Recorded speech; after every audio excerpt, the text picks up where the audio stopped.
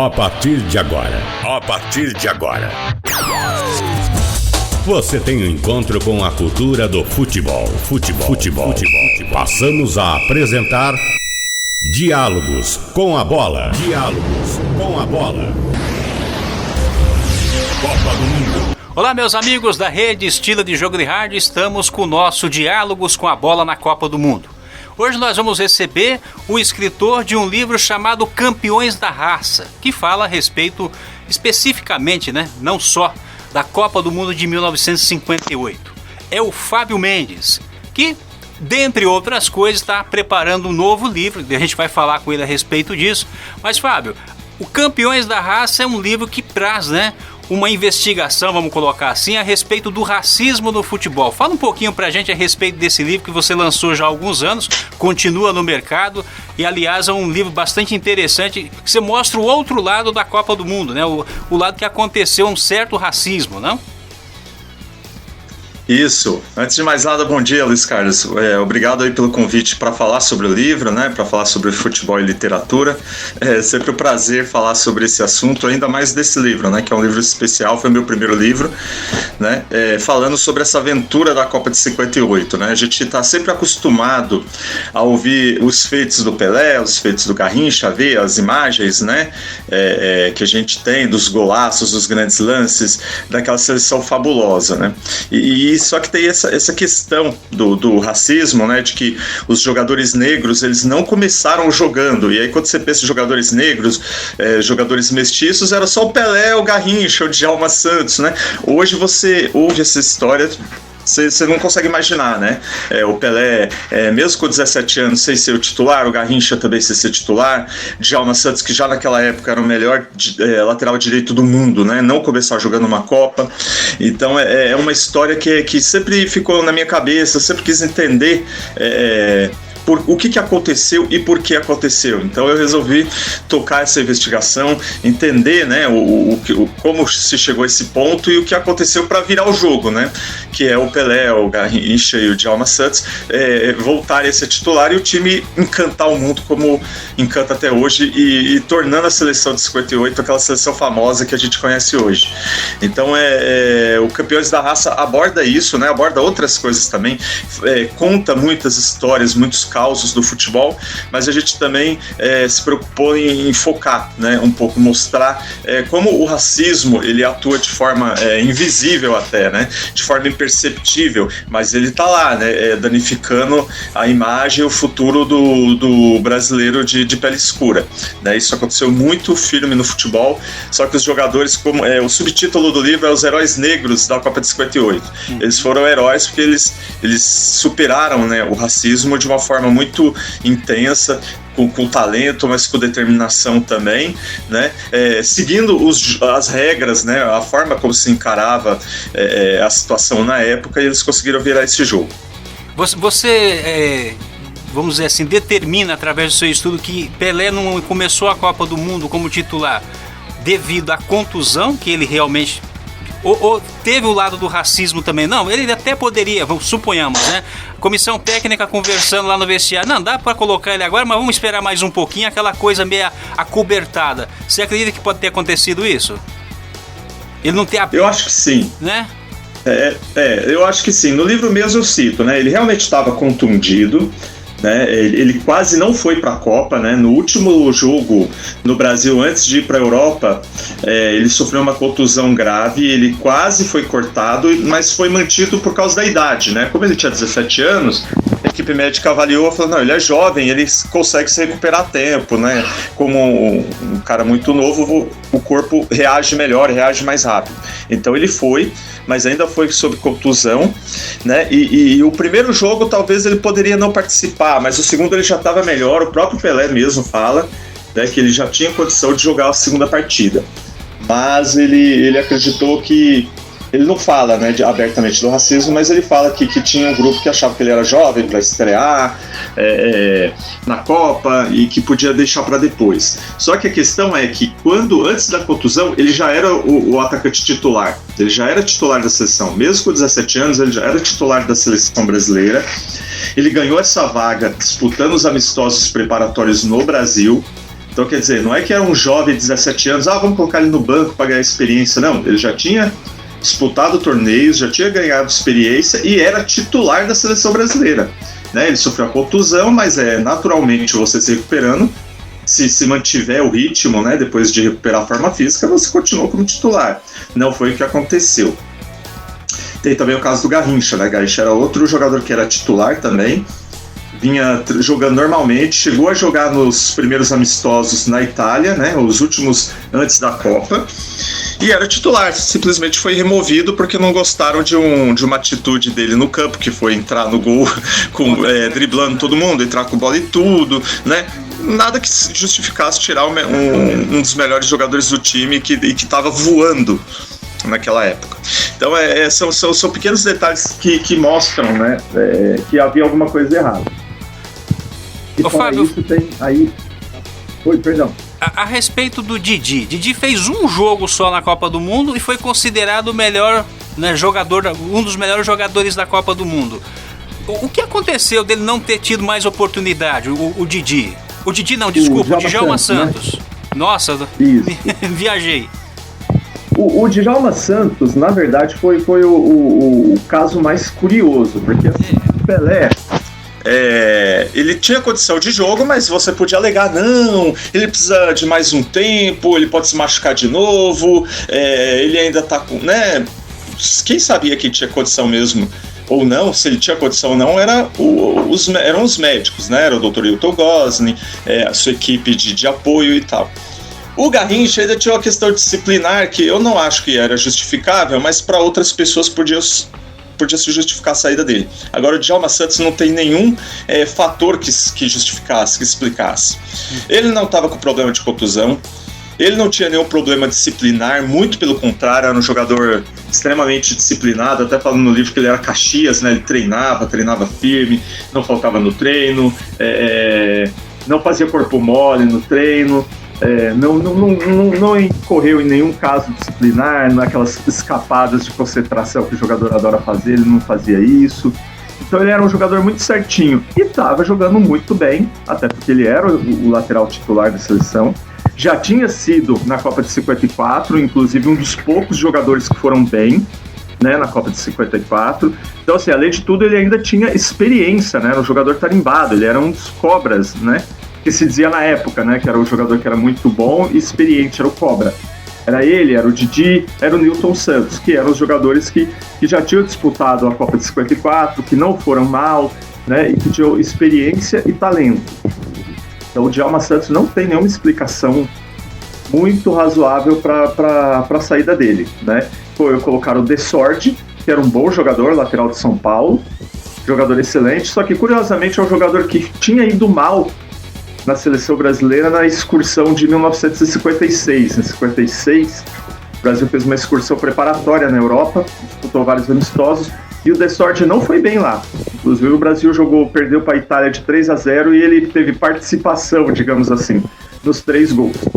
Nem isso bastou para que ele não fosse afastado, né? Ele continuou jogando, continuou sendo chamado para a seleção e jogou a Copa do Mundo inteira como titular, sendo que ele não tinha metade, assim, ele não chegava perto do talento, da tarimba, da capacidade que o Djalma Santos tinha. É mais uma das histórias estranhas daquela Copa, né? Aí a gente chega depois no relatório, que é a base da minha narrativa, né? Da história que eu conto no livro, que é um relatório da CBD, a antiga o antigo órgão antes da CBF, que organizava o futebol brasileiro, e lá na época havia um relatório que falava que os jogadores negros não tinham condições de jogar grandes torneios, grandes decisões, porque eles amarelavam nos momentos decisivos. Então esse relatório que teria sido a base para o afastamento desses jogadores. Quem foi o autor desse relatório, Fábio? Você tem quem assinou esse relatório? O relatório ele foi assinado pelo Flávio Costa, que foi técnico da seleção brasileira nos anos 50, em várias oportunidades, e ele foi o técnico nessa excursão de 56. Né? Ele fez os apontamentos que ele acreditou serem importantes, pertinentes, né, sobre a capacidade física, técnica, tática, disciplinar dos jogadores. E na parte disciplinar ele começou a fazer essas ilações, né, de que o jogador brasileiro, quando jogava fora do Brasil, ficava com muita saudade, que e os jogadores negros tinham mais saudade do que os jogadores brancos, que isso afetava o desempenho deles e que nos momentos decisivos, né, aquele momento que você tem aquele preparo emocional mais forte, os jogadores negros não tinham. Era uma tese absurda, né, mas que estava em voga na época, desde a derrota do Brasil na Copa de 50. Né? Exato, desde a Copa de 50, porque a culpa da derrota na Copa de 50 caiu justamente sobre os jogadores de defesa e os jogadores negros do setor defensivo, né? O Augusto era o jogador branco, ele foi poupado dessas críticas, mas o Juvenal, o Bigode e principalmente o goleiro Barbosa foram os grandes responsáveis, segundo a opinião pública, né? E se criou essa imagem do jogador negro que vacila, que amarela nos momentos decisivos. Então esse pensamento racista ele ganhou corpo nos anos 50 e atingiu o ápice entre 56 e 58. Né, que em 56 teve essa excursão brasileira na Europa, e no começo da Copa de 58 essa ideia estava tão em vigor que Djalma Santos, Pelé e Garrincha não jogaram a estreia. A estreia só tinha um jogador negro, que era o Didi, talvez pelo fato de o reserva dele também ser negro, que era o Moacir. O Fábio Mendes está preparando também um livro a respeito da Copa de 70, né? Um novo livro a respeito de futebol sobre a Copa de 70. Qual vai ser a temática, Fábio, a respeito desse livro da Copa de 70? Qual é o mote, vamos colocar assim, qual vai ser o mote do seu livro sobre 70? Bom, o livro de 70, a minha ideia sempre foi fazer algo parecido com a de 58, né? Com o livro de 58, Campeões da Raça. Campeões da Raça, ele é um livro de futebol, ele fala de futebol, conta histórias de futebol, não é um tratado acadêmico, não tem nada disso, é um livro reportagem sobre futebol. Certo. Que eu conto as histórias, eu narro jogadas, jogos, conto o desempenho dos jogadores. É um livro sobre futebol, só que no meio disso eu conto como o racismo atrapalhou a seleção brasileira, né? Como impactou na Copa de 58 e quase fez o Brasil perder aquela Copa, né? E mostra também como o racismo no futebol que está sendo tão abordado hoje, né? Tantos casos que a gente tem visto, não é uma coisa nova, é uma coisa que permeia o futebol brasileiro desde a sua introdução aqui no território nacional. Eu conto isso também no livro, né, nos primeiros capítulos do livro. O livro de 70, eu penso em fazer o desenho, né, da narrativa é similar, só que aí eu não falo do racismo. Eu falo do impacto e da influência, né, que o regime militar, a ditadura militar dos anos 60 e 70, impuseram ao futebol brasileiro de uma forma geral e à seleção de 70 em particular. A gente teve muita interferência dos militares na seleção, né? A gente sempre teve um interesse do governo brasileiro, qualquer governo, em explorar politicamente os êxitos do futebol. Isso é totalmente normal, né? Quando o Brasil ganhou em 58, o Juscelino Kubitschek foi receber a seleção. Quando o Brasil ganhou em 62, o João Goulart também foi receber a seleção, né? E foi assim também em 94, 2002, é algo normal. Só que em 70, isso passou de um certo limite institucional aceitável. A gente teve interferência na escalação, na escolha do técnico, na gestão, na preparação da seleção, na escolha de alguns cargos dirigentes da CBD ou da própria comissão técnica. A gente teve assim uma militarização, vamos dizer assim, não sei se essa é a expressão ideal, mas que afetou muito, mudou a seleção, né? Mudou o futebol brasileiro e mudou a seleção de 70. Né? Ao contrário da Copa de 58, né, isso não atrapalhou no início a seleção de 70, mas ela causou distúrbios na relação entre o brasileiro e o futebol e a forma como o futebol é vendido no mundo. Fábio, muito obrigado por você participar com a gente. Esse livro de 70 está sendo aguardado porque o de 58, Campeões da Raça, quem leu o livro entendeu muita coisa que estava meio obscura, vamos colocar assim. Você fala, é um livro-reportagem, e aí me caiu a ficha, é um livro-reportagem. Você lendo esse livro de 58, você entende exatamente porque aconteceram as coisas como foram, né? O Pelé não ia iniciar, o Garrincha ter essa questão da Fiorentina, que eu também entendo, daquele jogo da Fiorentina que ele brincou, né? De chute, entrar com a bola e tudo. Eu também entendo que foi uma coisa muito forçada não colocar ele ali de início após isso, e principalmente a respeito do Djalma Santos. Até hoje, né, é uma incógnita. O jogador fez uma partida na Copa do Mundo e foi considerado o melhor da posição. Então, o de 70, você já está preparando ele, a gente já fica esperando alguma coisa esclarecedora como é esse campeão da raça. Parabéns pelo Campeões da Raça, e a gente está muito aqui na expectativa de receber esse de 70. Obrigado, Luiz Carlos. Eu também estou aqui, eu estou na expectativa aqui de... A pandemia impactou um pouco, né? Porque algumas entrevistas a gente consegue fazer remoto, né? Mas até por causa da agenda de alguns jogadores, da forma como eles preferem falar, né? Conversar, muitas vezes precisa ser presencial. Então a pandemia impactou um pouco nisso. Então eu espero que... Eu estou fazendo uma pesquisa de campo também. A pesquisa agora está restrita à internet por enquanto, né? E ao Instagram, ao WhatsApp, né? Esse tipo de trabalho para as entrevistas.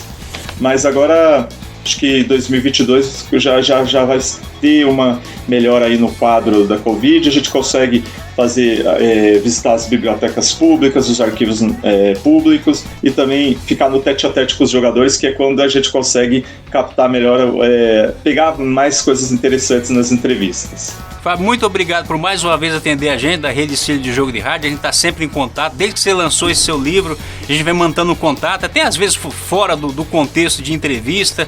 Eu sei do teu esforço como não só escritor, mas como jornalista. Eu fico torcendo para que o Campeões da Raça ainda está no mercado. Se você quiser entrar nas livrarias virtuais, você vai encontrar. Para quem não leu ainda, eu indico, um grande livro de reportagem. Eu não sabia como classificar ele, Fábio. Você acabou... Eu não sabia se era história, se era a respeito do racismo, da área sociológica. É um livro reportagem. Agora eu me entendi aqui comigo mesmo. E é um livro que vale a pena ser lido. E a gente está na expectativa desse livro da Copa de 70. Fábio, obrigado mais uma vez. E a gente volta a se falar com certeza quando você tiver com novidades a respeito do de 70. Maravilha, eu que agradeço, Luiz. Muito obrigado aí pelo apoio, pela divulgação que você sempre faz para o meu trabalho. Eu agradeço muito e estou sempre à disposição. Abração. Forte abraço. Hoje o Megafone te apresenta Orgolan, um músico e compositor israelense de 23 anos. A história começa com um pequeno sonho de se tornar artista, apesar de portar uma deficiência que o impossibilita de falar bem. Eu sou uma pessoa gaga desde os 3 anos de idade. Gaguejo há 21 anos e não me vejo como uma pessoa normal. Tá tudo bem pra mim, e é por este motivo não sou uma pessoa arrogante. Este é quem eu sou. Eu sou um artista israelense gago e isso é o que estou representando e é isso.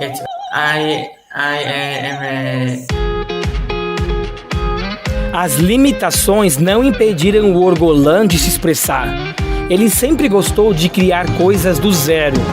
Já publicou 4 livros em hebraico: A Garota com o Cabelo Roxo, 3 Minutos de Fama, 2 vezes um Café Invertido e O Lago dos Pássaros. Na música, já tem mais de 200 melodias tocando no mundo todo. Meu sucesso com minha música foi realmente internacional. Minha música está em todo o mundo, em mais de 63 países ao redor do mundo, e foi como um incêndio, foi um hit máximo em segundos, de levar à loucura. Foi empolgante para mim, porque não acreditei nisso até hoje. Não acredito que já tenha feito sucesso, porque não sou uma pessoa das mais inteligentes de Israel. Minha música não é das mais populares aqui em Israel, mas no mundo. Sou muito internacional e muito conhecido. Porque esse é o meu talento. Estou muito, muito grato por esse tempo, porque este é um grande presente em minha vida. Ele também serviu o exército israelense, já que é obrigatório lá. Lá, os cidadãos do sexo masculino servem por um período de 3 anos. Terminado o serviço obrigatório, cada um é indicado para uma unidade de reserva, de reservista, na qual serve por um período que varia entre 30 e 60 dias por ano e que pode ser prorrogado por mais tempo, dependendo da necessidade. The army was not a good period for me because I didn't. O exército não foi um bom período para mim, porque eu não queria estar lá. Partimos com um único propósito, de vencer todos os inimigos, lutar, etc. E isso foi muito difícil para mim, foi um trauma para mim. Estou traumatizado até hoje, porque não sou capaz de viver em uma sociedade. Isso é muito difícil. Foram 2 anos aterrorizantes e de muita dor para mim. A música do Orgolan é bem caótica, como você pode ouvir. Ele coloca suas emoções, expressa seus sentimentos na escolha dos instrumentos virtuais, dos dubsteps, dos sintetizadores, criando aquele caos para quem ouve. O interessante é que a música do Orgolan bate recorde no Spotify mesmo assim. O Orgolan usou as redes sociais e as plataformas de música como TikTok, Spotify e Instagram para se promover. Se não fosse a tecnologia e a liberdade de expressão, pessoas como ele jamais teriam espaço na mídia. O estigmatismo e o preconceito de algumas décadas atrás jamais deixaria uma pessoa como ele se apresentar como artista. Muito menos as gravadoras, pois no século XX, gravar música era só para quem tinha muito dinheiro, aquele talento fenomenal, coisa de outro mundo, ou alguém que poderia bancar. Hoje, basta querer se lançar no mercado que de casa você consegue gravar a sua música. I was very blessed because Deus realmente me deu um presente incrível e eu fui muito abençoado na minha vida. Eu digo o tempo todo que vim aqui para este mundo, porque tenho um grande propósito de estar aqui, para espalhar paz, divulgar minha música. E eu, particularmente como um músico, me vejo como um ser divino, para se tornar um dos maiores músicos deste mundo. Minha música toca em 63 países. Isso é incrível. Estar nesta posição é muito para mim. É como um milagre vindo de Deus. Costumo dizer que cada pessoa tem um destino. Cada pessoa neste mundo tem sua luta por sua posição, seu lugar ao sol. Então, estou sempre lutando por um pouco de reconhecimento, pois tenho o reconhecimento como propósito de vida.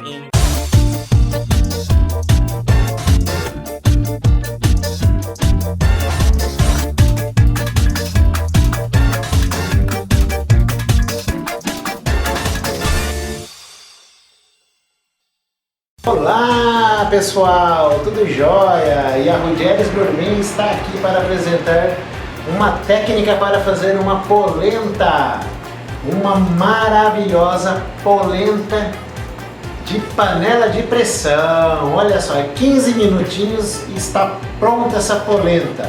Está pronta a nossa polenta. Vou explicar para vocês como é que faz essa maravilhosa polenta com franguinho caipira no molho ao sugo feito pela Rudieres Gourmet.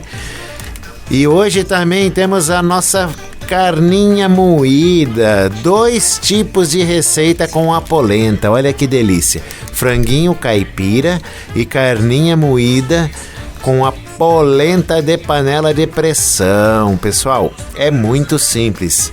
Como já o nosso tempo aqui na televisão é curto, que todos sabem, né? Eu já deixei pronta a nossa polentinha. Pessoal, aquece 1 litro de água, né? Põe para ferver 1 litro de água. Dissolve a polenta em mais um pouquinho de água. Eu gosto de usar o leite. Eu gosto de usar leite que a polenta fica bem cremosinha. Dessa forma, olha aí, ó. Bem cremosa, tá vendo?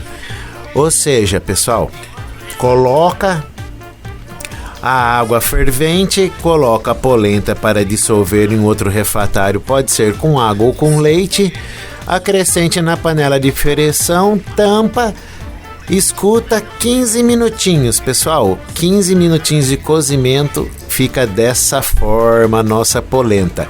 E também gostaria de falar para vocês que temos uma parceria aí patrocinando o nosso programa, que é a Nilce da Provimel. Provimel Ultraforma Provimel. É um produto excelente à base de cera de mel, pessoal. Colocamos um pouquinho na frigideira para fritar um ovo, um pouquinho na panela para fazer a polenta, fazer um purê de batata, qualquer que seja. O Provimel, para quem usa fazer bolo, não gruda na forma de forma alguma. Vou passar o contato aqui da Nilce. É 1997788 4422. 19788 4422. Repetindo mais uma vez, 1997788 884422. Provimel, a Nilce, né? Parceira nossa também do programa. E olha aí, a polenta já está pronta. Que delícia, olha. Bem cremosinha a polenta. Nossa, vou abaixar um pouquinho o fogo aqui, que é muito rápido e muito prático para finalizarmos ela, né? Gente, agora vou montar para vocês a polenta com franguinho caipira que nós já fizemos aqui em umas gravações anteriores aqui, né? Fazendo vários tipos de receitas. E a nossa carninha moída com batata. Olha que delícia, tudo feito com muito amor, muito carinho, dedicação a nossas comidas caipiras, simples, saborosas, bem fáceis de fazer. E a parceria que estamos aqui também com o Sérgio da Rádio Sertão do Sucesso, Rádio Sertão do Sucesso. A nossa Rádio Fé e Luz também, a Rádio Fé e Luz, que o Sérgio faz todo sábado às 13h30 no programa Fé e Luz. Também temos a parceria aqui hoje do Rafael Ruggeri, da Doutora Informática. Consulta o Rafael Ruggeri da Doutora Informática também, né? E é isso aí, pessoal. Vamos aqui finalizar o nosso prato. Olha, polentinha cremosa, explosões e sabores. Ela está explodindo ali, olha, borbulhando com muito carinho essa polenta. E aqui o nosso franguinho caipira. Olha, tulipinhas de frango caipira feito ao molho sugo com os pimentões recheados. Os pimentões coloridos, pimentões coloridos, não recheados. E também temos a pimentinha biquinho, cheiro verde, especiarias do chefe Marcelo Ruggeri. Olha aí, a montagem do nosso prato, que delícia, né? Dá até água na boca aqui, olha aí só. Gente, o Ruggeri's Gourmet também faz eventos na sua residência. Lembrando vocês, consulte-nos 1999142. Temos toda a estrutura da Ruggeri's Gourmet. Levamos para você toda a estrutura em sua casa. Atendemos com qualidade, seriedade, comida de boteco, churrasco e eventos. Pessoal, olha aí o nosso prato feito. Olha que delícia, polentinha com franguinho caipira. Colocando um arrozinho ali junto, né? Uma delícia. Final de semana, você recebendo visita em sua casa, não tem coisa melhor com uma receita simples, saborosa, de qualidade. E agora vamos montar aí o prato, olha aí, pessoal, com a carninha moída ao molho sugo com batata. Batatinha cozida.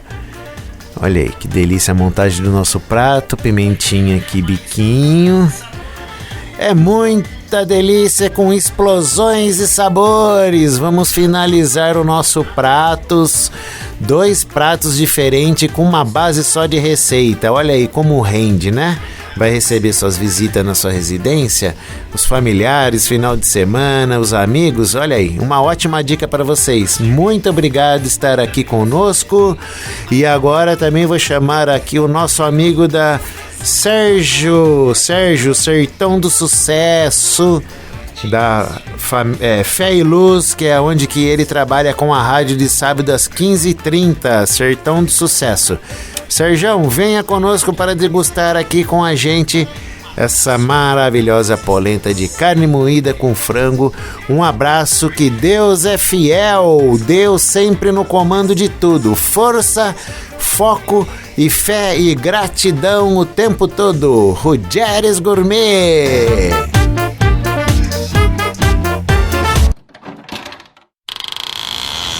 Essa janela já abriu milhares de vezes no dispositivo de todos os que assistem o clipe musical Deus Está Aqui, de Tony Cian de Lima. O clipe começa com a de Lima abrindo a janela e revelando uma paisagem paradisíaca. E é graças a essa inspiração e o sucesso da música Deus Está Aqui que Tony Cian compôs mais um sucesso gospel. O compositor, com sua esposa de Lima, lançam agora em rede nacional a música Vida Nova, produzida por um dos papas da música no Brasil, Carlinhos Cocó, tendo trabalhado praticamente com todos os artistas brasileiros em destaque. Sempre essa nota. Deixaram aqui para você dar uma olhada. Vamos passar. Muito feliz de fazer esse arranjo, esse trabalho para esses meninos, esse casal lindo que eu amo muito e respeito demais. E o clipe musical foi gravado em uma capela de estilo suíço, cheia de afrescos, pinturas e estátuas com aquela característica do século XIX. A simplicidade de Tony Cian de Lima contrasta com a história dos imigrantes, cujo suor foi derramado no levantamento da capela. O mais legal de tudo é justamente o conjunto, a parceria que os dois têm na vida particular, que é a vida deles como casal, e a parceria que tem na voz. A voz casa demais, as vozes deles são lindas demais. Assim, tipo, quando eu vou editar, eu tenho muito pouco trabalho, porque são muito casadinhas já, eles cantam muito bonitinhos, são tudo certinho demais. É isso, timbres maravilhosos.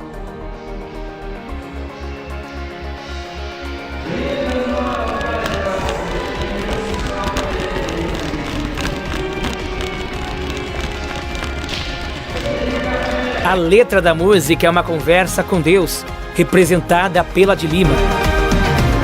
E no refrão entra o Tony Cian com aquela voz bem de fundo, causando no ouvinte aquela sensação que só a música consegue. É uma concepção já bem do Cícero, ele já me pediu dessa forma, né? Ele falou que era uma coisa, uma guitarra que comova, uma guitarra que tem a ver com o que a letra fala, né? E a guitarra realmente ela conversa com eles dois cantando, né? E a letra da música é maravilhosa, né? Que eu sempre falo para eles, é que a letra precisa ter um significado, a letra precisa ser fácil para as pessoas entenderem o que está acontecendo. E às vezes a pessoa está passando por isso que a letra fala.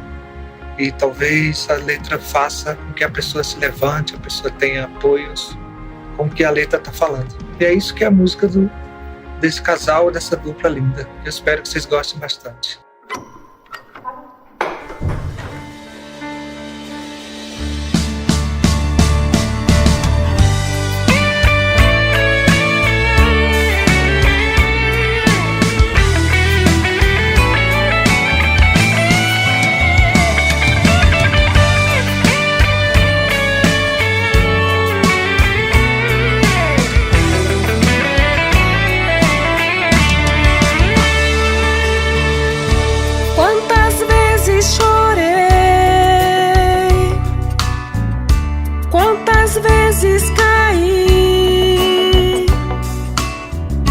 Quantas vezes errei, quantas vezes menti, mergulhado na dor, do seu rosto esqueci. O Senhor me chamou, filho, estou aqui. Vida nova e preciosa.